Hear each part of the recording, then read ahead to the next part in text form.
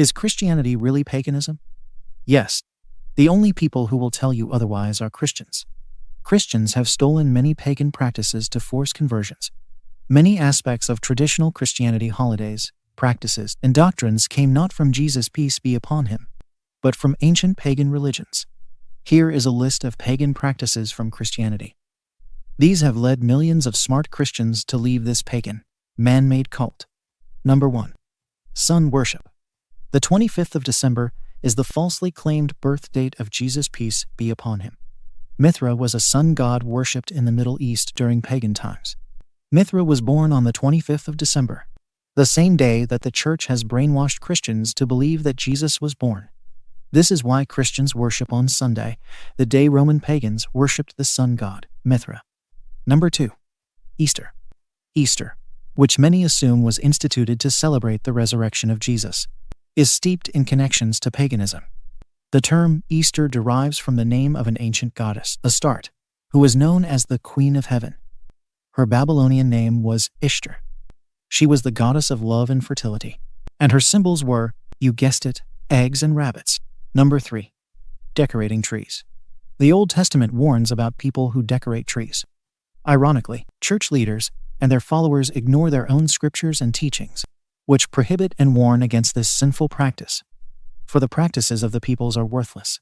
They cut a tree out of the forest, and a craftsman shapes it with his chisel. They adorn it with silver and gold.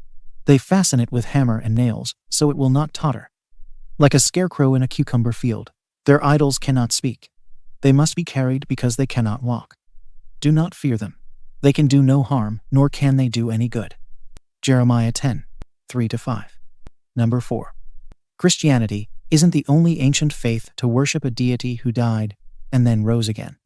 Stories of resurrection appeared in ancient cultures around the world long before Paul created Christianity.